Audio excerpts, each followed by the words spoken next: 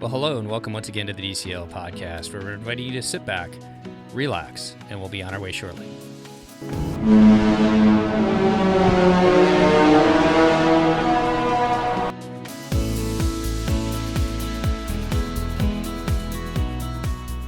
Well, welcome back to the DCL podcast. I'm your host, Steve Creasy, and joining me today is my beautiful wife, Anna Wake. Say hello. Hello.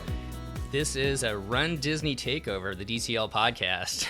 We just got back a couple days ago from Walt Disney World Marathon Weekend. It was my first Run Disney event, and this was, what event was this for you, Anna Wake? This was my second. And why don't you tell everybody about it a little bit? So I ran the 5th Disney World Marathon, which was my very first race ever.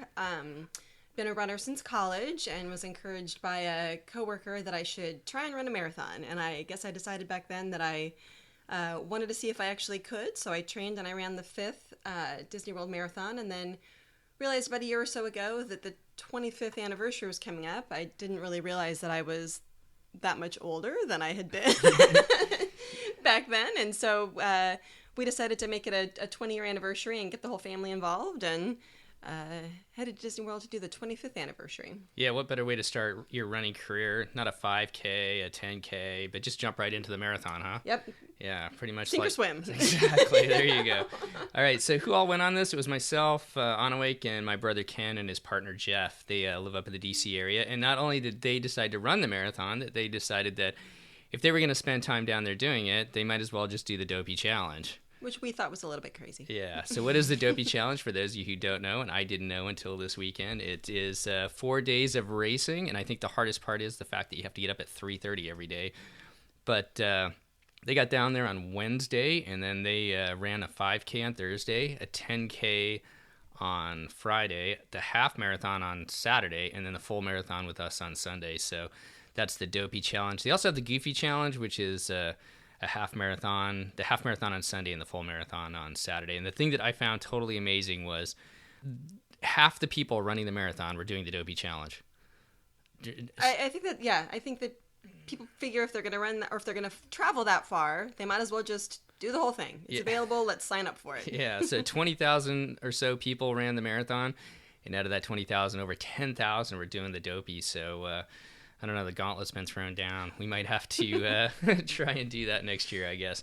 But we'll talk about that in a little bit. So just a couple things that we learned. I thought we'd talk about that, and kind of our overall experience was for signing up. I don't have the specific dates, but next year's marathon is going to be, do you remember the dates on it? The 13th. January 13th will be the marathon. Yeah, so I remember looking at their website that the sign-up date is April 2018. So kind of the one thing that we saw was that if you want to do the half marathon or the Dopey Challenge, that sells out pretty fast. So you got to be right on it to book those. You can go to the Run Disney website and input your email address, and they'll kind of give you a heads up as to when those days are coming, or when the registration date's coming close, so you can kind of be on it. But those two sold out. In the past, I think I've heard that the marathon sold out. I'm not sure if it did this year, but I know there was availability at least a month or so after the sign-up date. So, but don't count on that next year, because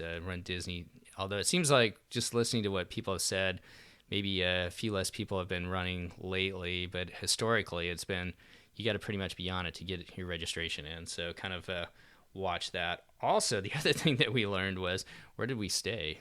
We stayed at Saratoga Springs. Yeah, so we're DVC members. Our DVC points are all out at Alani. So I'm not going to go into the whole DVC thing, but since our points are all out at Alani, we were at the 7-month booking window. And literally, I got on the website the morning at the 7-month period, and the only thing available was a 1-bedroom at Saratoga Springs.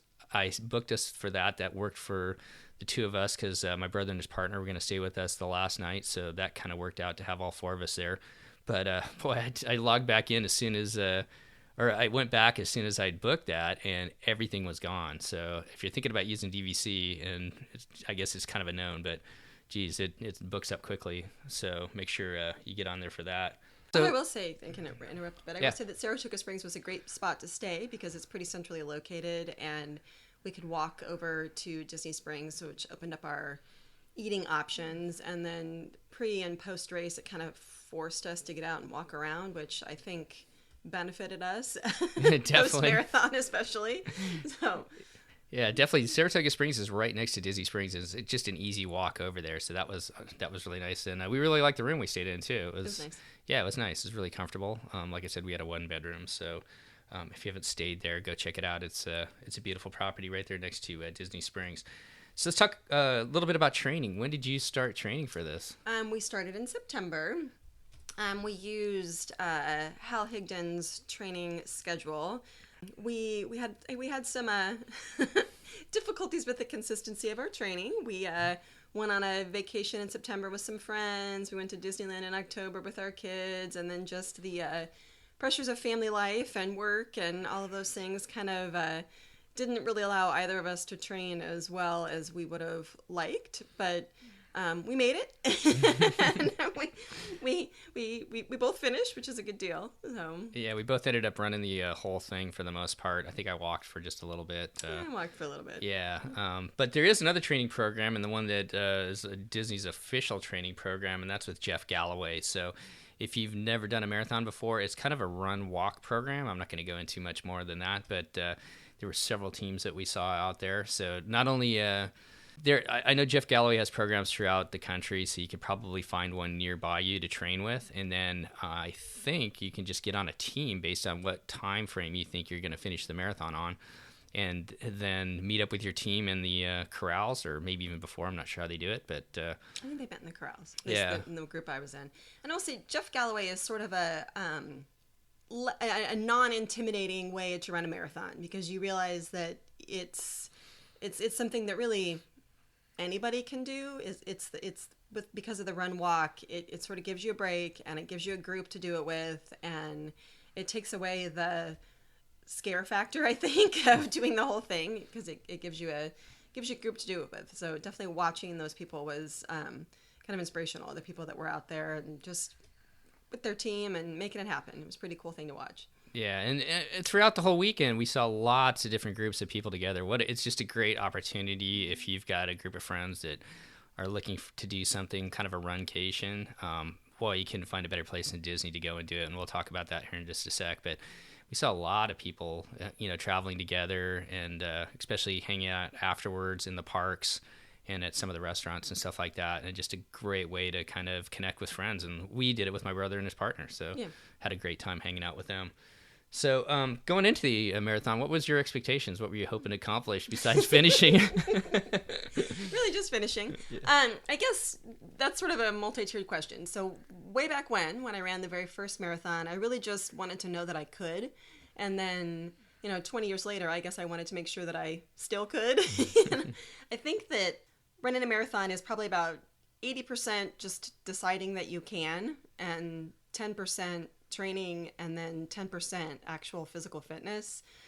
It's a little bit of a mind over matter thing. I wanted to run the whole way. My intention was to beat my 20-year-old time, which I didn't quite do, which means, of course, we'll have to go back and do another one so I can reach that goal. But I think I think the main reason for me for running a marathon is just to see if I can. Yeah, definitely, and I kind of agree with you on that. I mean, the marathon, somebody told me a long time ago, is a journey. It's more so than a race. Obviously, there are people that it is a race that they want to compete and win and get a PR on. But if you take it beyond that, it really is a journey, and more so than any other race because of the distance. You kind of go through so many different thoughts as you kind of go along the way. And I kind of agree with you that really getting a marathon done is really, and I'm not even going to go into my whole first one that I did, but yeah, it's really, putting your mind to it and saying you can do it. And after seeing all the people that were out there, there's a lot of people that probably weren't sure what they were going to experience. And boy, they came away happy and happy that they went on that journey. I mean, it's a cool thing because it's a little bit for everybody. There are definitely the people that are out there that are, running 6-minute miles and doing, that are the serious runners. And then there are, in the corral that I was in, there were 2 women that were probably mid-60s, and they were just wanting to walk it and see if they could, and they did. So it's there's a little bit of something for everybody. Yeah, so I'm not going to say it's not intimidating if you've never done one before. Maybe start, if you're just getting into running, maybe jump into that 5K or 10K, to start with, and do something at your local town or something like that. But yeah, definitely don't think that you can't do a marathon. It's a lot of mindset. So we were hopefully gonna have Ken and Jeff on, but they live out in DC. It's a little bit harder to get a hold of them. But what were some of their thoughts? Do you remember on running the 5, 10, and the half this weekend or this past weekend? Both of them said that if you're gonna go and you're gonna do the half and the full, you might as well do the quote easy races first. So just if you're gonna if you're thinking you might want to do the half and the full, then just go ahead and do the whole Dopey Challenge. They were both. I think all of us were impressed with how well organized it is and how much, the entertainment factor and just Disney in general. Yeah, so the 5 and the 10K basically run through Magic Kingdom. No, Epcot. Oh, okay, yeah. Yeah, run through and around Epcot. So that's what they did the first 2 days. And then the half goes up to Magic Kingdom and then back and finishes at Epcot. All of the races begin and end at the Epcot parking lot now. So I think you said the 5 and the 10K, the corrals are in a little bit different spot than the half and the full, but that's kind of the general gist of where the races run. So once again, like the 5 and the 10K, you get a good opportunity to run through Epcot, whereas the half and the marathon, the half you go through Magic Kingdom and then also through Epcot as well. So let's just talk about Marathon Day in general, how it kind of went. Well, before we do that, let's just talk about the expo. I was really impressed by this. The expo runs 4 days, and that's where you can run Disney merchandise or other different types of running merchandise, and where you pick up your number and your bid packet and everything. And I think that started on Wednesday. It had to start Wednesday. Yeah, it ran Wednesday through Saturday. So just as an FYI, we didn't get there. Well, Anaway got there Friday. I didn't get there till Saturday, and pretty much all of the Run Disney merchandise was picked over by then. There wasn't a lot. So if that's something on your bucket list to get, you're going to want to try and get there early. But the thing that I thought was amazing was we're staying at Saratoga Springs, and the expo was over at the ESPN area, and they had a bus running every 30 minutes, or was it every 20 minutes? I think it might have been 20 minutes. Yeah, every 20 minutes. So, I mean, all day long going to and from the expo. And I think the bus that we were on going there only had 4 people. So, boy, they really bent over backwards to make it convenient to go over there whenever you want to. So it's not like other races where you got to go out of your way to go to an expo, and it's a short-lived time. It's that whole week. So it's pretty easy and doable to do. That was just amazing, I thought. It was pretty organized, and the transportation was easy. Yeah, they had music going on over there. They had food if you wanted to grab some food. So it was definitely got you all hyped up for the race. Yeah, definitely. And then Marathon Day is kind of the same thing. They told us, so the race started at 5:30, and they said that you needed to be on a bus by 3:30 in the morning.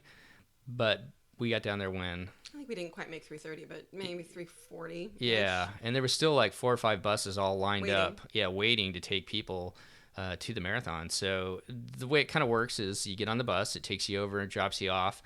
And this is going to sound kind of crazy, but actually I thought it was pretty cool. You probably walk 1 to 2 miles between the time they drop the bus off before you get to your corral.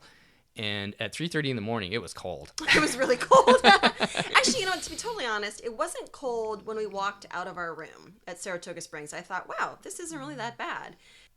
But as we got out to the corrals and the wind picked up, we realized that it was windy and the wind was cold. And our original plan was for a race in Florida. So we were scrambling at the last minute to come up with more like Run in Oregon clothes. Yeah.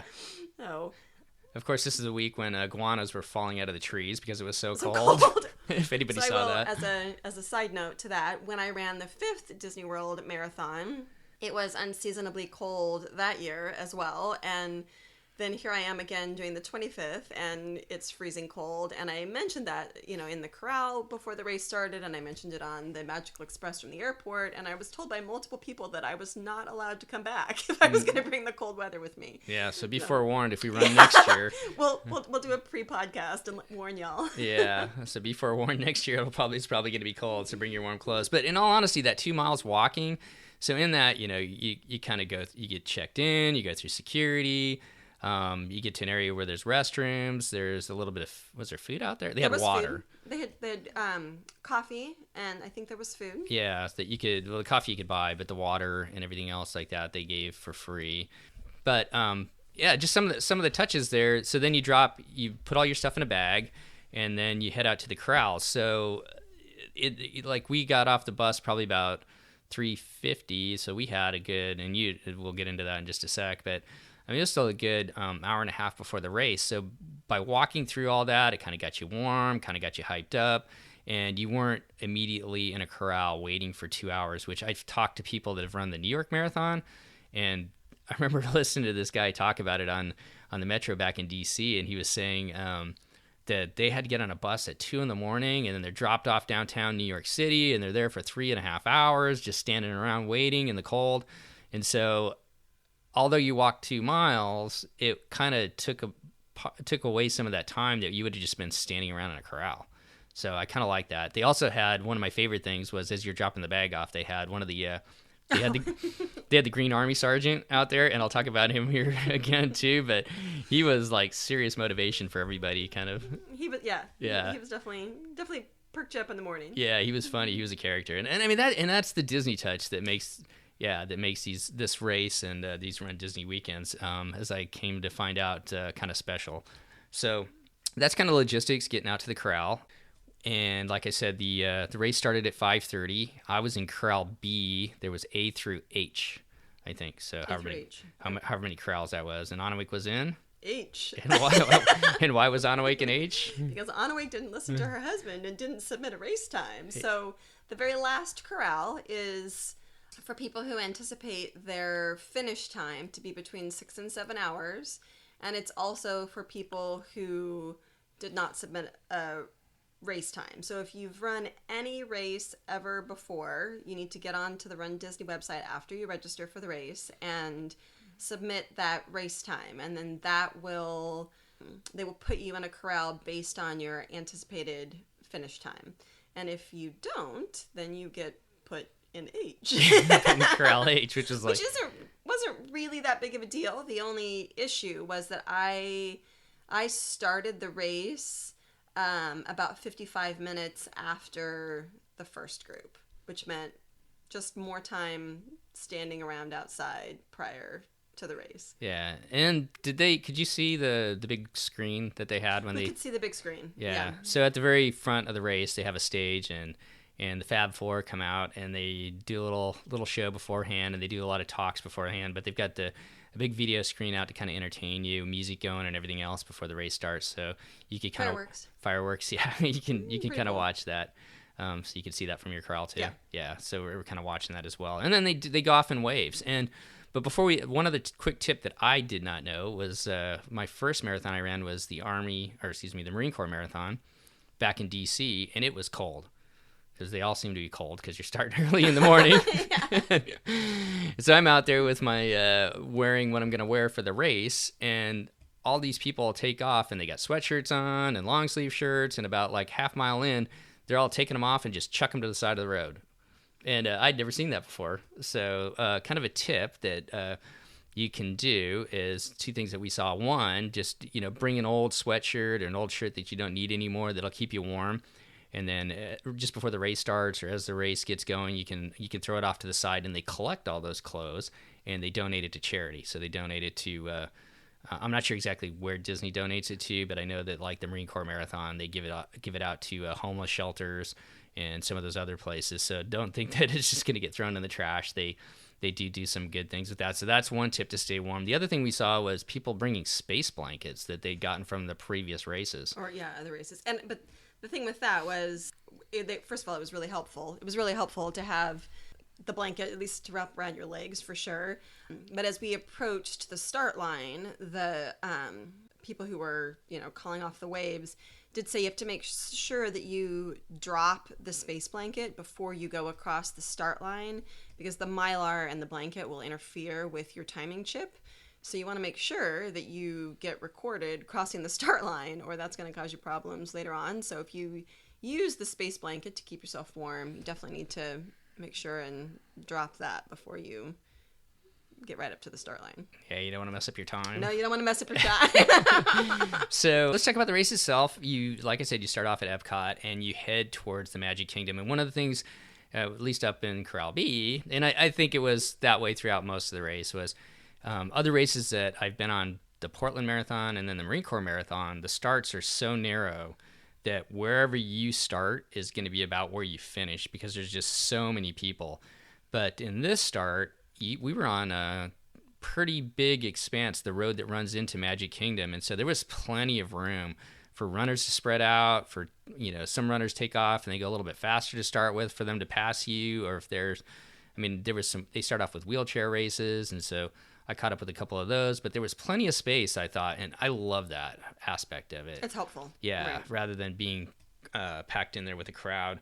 Also, some other things just about the race. So then you head up towards Magic Kingdom. I'm not going to give away any of the spoilers because I want you to enjoy them when you go out there and run the marathon next year. But you head through Magic Kingdom and then out and kind of back around. At least this is this year's course. Back around the Grand Floridian, the Polynesian, and then you head down towards Animal Kingdom, right? Yes. Yeah, down towards Animal Kingdom, and kind of along the way there are plenty of bathrooms. There are plenty of bathrooms, yes, which is always helpful. Yeah, so, there was bathrooms everywhere along the course, which was nice. Once again, comparing it to other races, Disney definitely had way more bathrooms, a lot more water stops, and definitely a lot more food available. I really appreciated the food. That's because to have to carry that with you until you need it is not always an easy task, and it was really nice that they had bananas and what else did they have? Bananas. They had those sport beans, and there's a lot of people. And this one totally amazed me because I hadn't had anything coming up to like mile 13 or so.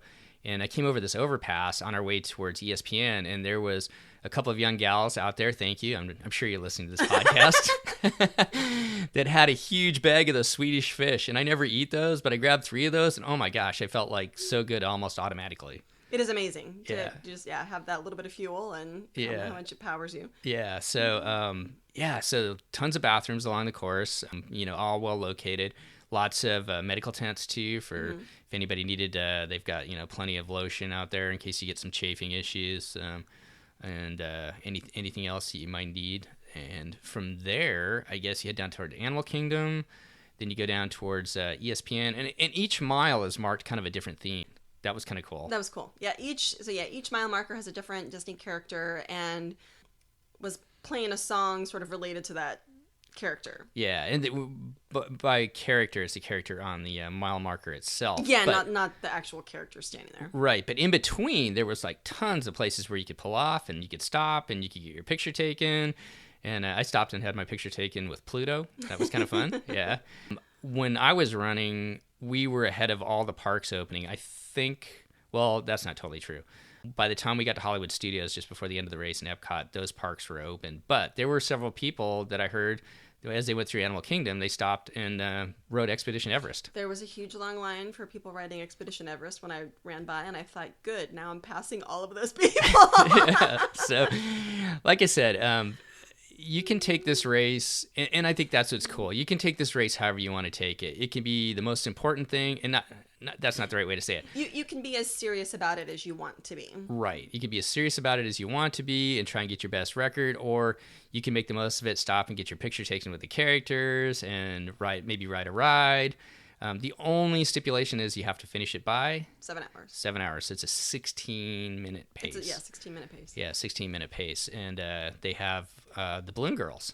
So I learned back there in Corral H from some of the women who are planning to walk the marathon who are around me that there is, at the end of the race, a line, I guess, of women who carry balloons, and as long as you stay in front of the balloon women, then you get to continue on with the race. But if they pass you and you can't pass them again or pass them up, then they have a van, I guess, that comes to do a sweep and pick people up that aren't going to finish in time. And one older lady was telling a story about having run, I assume the year prior, or having walked the Disney World Marathon, and she said that she was had stopped to use the restroom, and someone came into one of the bathrooms. I guess that's the other thing. So not only are there banks of porta potties along the racetrack, but when you run through the parks, the restrooms within the parks are also open, and sometimes people will stop and use those. So this woman was saying that she and her walking group were in the restroom, and someone came in and flung the door open and yelled, "The balloon ladies are coming!" and the restroom cleared out, and everyone, got back on the track before, got back on the course before the balloon ladies came. So I thought that was kind of fun and interesting to know. Yeah. So overall, just after ESPN, so you go Magic Kingdom, Animal Kingdom, ESPN, then you head over to Hollywood Studios, through the studios, over to Epcot, around World Showcase, and then out for the finish. And the one thing that kind of I thought about the whole way is, boy, I don't remember the miles going by as fast in other races that I've been in. And I think part of that was because there was always something you were running towards. It seems like, you'd go past a mile marker, and then you'd look up ahead, and there'd be like the Grand Floridian, and then you'd look up a little further, and there was 4 people dressed up as like some of the caretakers from the Haunted Mansion, so you could stop and get your picture taken with them, and then you'd pass them, and there'd be something else going on.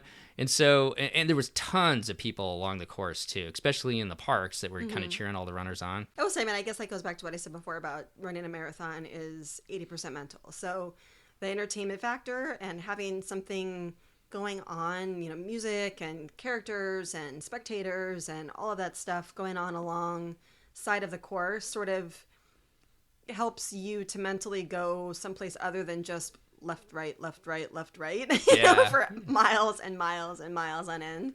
Keeps your brain someplace else, which allows your body to keep moving, which is really kind of what it's all about. Yeah. And then you come up to the end and you finish and you get your medal, and pretty cool accomplishment. And so I will say that the one improvement that I really appreciated over the 20 years was that when I ran the 5th Disney World Marathon, we had a timing chip that was zip tied onto your shoe. And at the finish, they had people sitting on stools, and you were supposed to come up and put your foot up on the stool, and then they would cut the timing chip off so that, you could get it off of your shoe. And after running my very first marathon, I stood there and I kind of wobbled back and forth and thought, you know what? I think if I lift up one foot, I'm going to fall over. and the nice guy just said, don't worry about it. And he leaned over and cut the thing off my shoe. Well, 20 years later, there was a timing chip in our bib. So there was no having to lift up your foot at the end of the race, which I really appreciated. Yeah, technology. Definitely. But yeah, so then you finish, you get your medal, and then they've got a great little after area when you pick up your bag. They've got music playing with a DJ. There were actually people dancing. Yeah, there was. It was not within my ability level at that point. But it's just so cool. I mean, being around, if you've never done a race, I highly encourage you to go out there and do one in your local community. And if you can make it down to Run Disney, it's just such a positive experience. Everybody out there is in a good mood, encouraging and positive, and definitely, it's a pretty amazing experience. Definitely. So they had a kind of a big area there where you could pick up your bag and your stuff and kind of hang out afterwards. They had pictures with Dopey for all the Dopey Challenge runners, Goofy, Mickey, Minnie. They had a place where you could get hot chocolate, some water, you could get a beer. Good beer. Yeah. Get champagne. Well, I finished before they ran out of beer, so that was definitely one of my goals. They did offer a free glass of champagne for everybody that finished as well. So just a really cool experience. Definitely. Before we go, I thought we'd maybe just touch on a couple other things that we got to do while we were down there too, just to kind of wrap it up. But before I say that, if anybody has any questions about Run Disney and kind of our experiences, please feel free to reach out to us, and I'll give you our Facebook account once we get done with the show. But reach out to us. You can go to the Run Disney website itself. There's a lot of frequently asked questions there, and they do have a lot of other different races besides Marathon Weekend. I think this is the only marathon that I think it is the only marathon they're running. Everything else is a half or less. But some of the other things that we got to do while we were down there that I thought we'd touch on, we went to Deluxe Burger. Which I loved. That's really I guess the whole reason I run a marathon is to have a burger and fries and a shake afterwards. That is my standard post race meal. And not feel guilty about it. Not feel guilty at all about it. Yeah, Deluxe Burger was that was amazing. It was good. It was very good. Yeah, definitely recommend Deluxe Burger. That's in Disney Springs. And then that night, believe it or not, we kept on moving. We made it over to Top of the World Lounge since we were staying on points. It's the only time we can get there.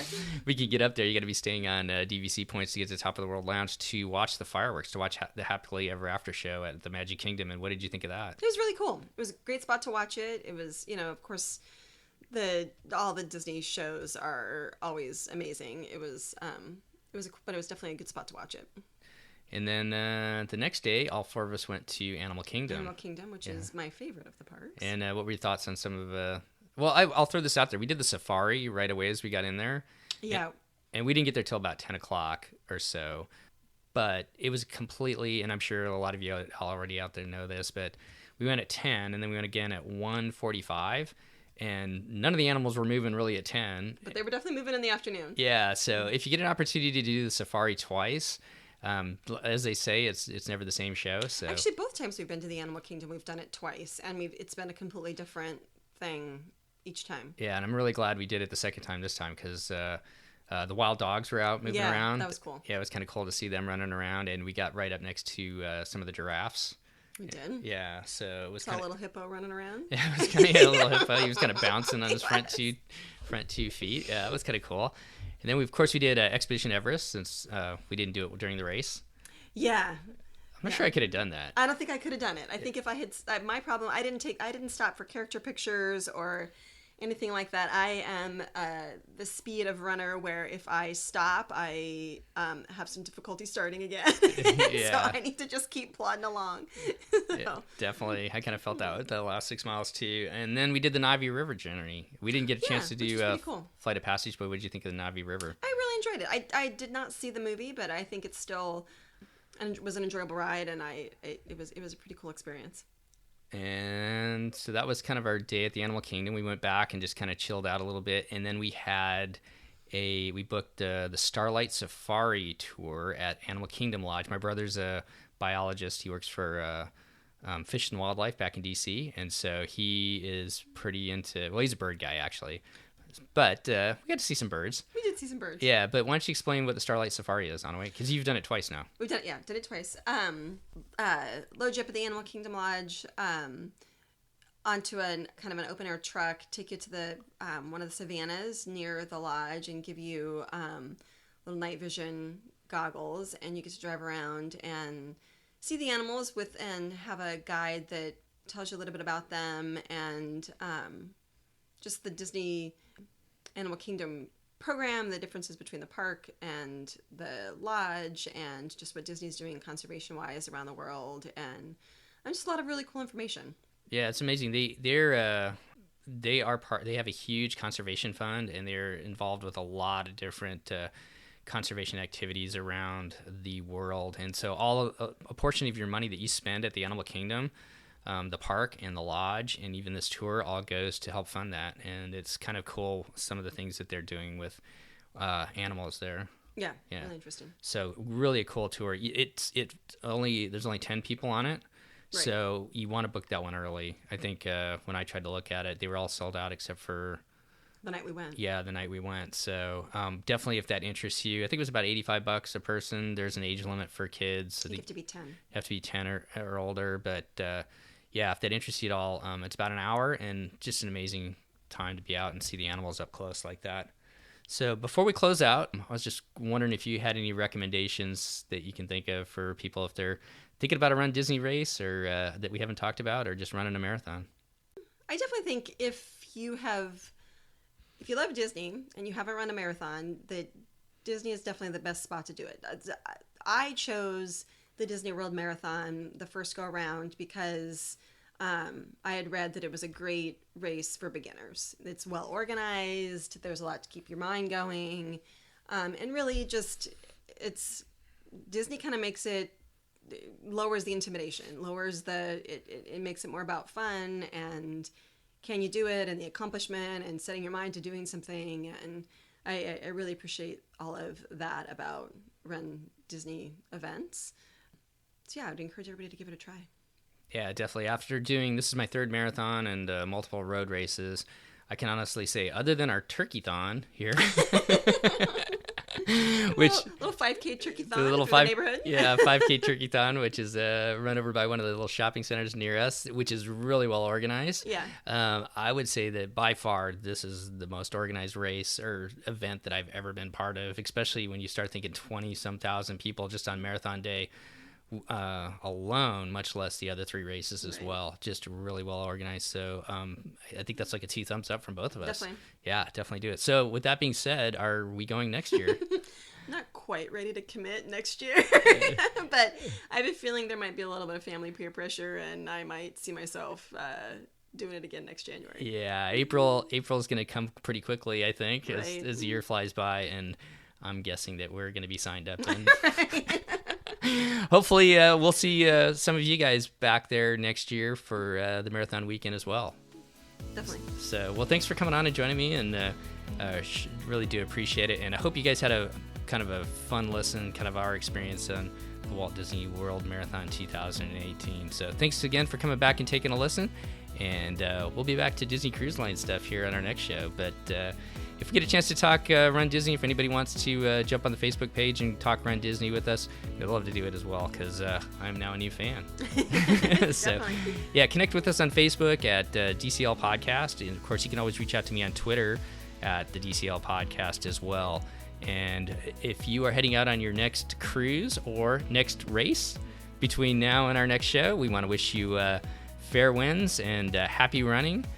And we'll see you next time on the DCL Podcast. Have a good night, everybody.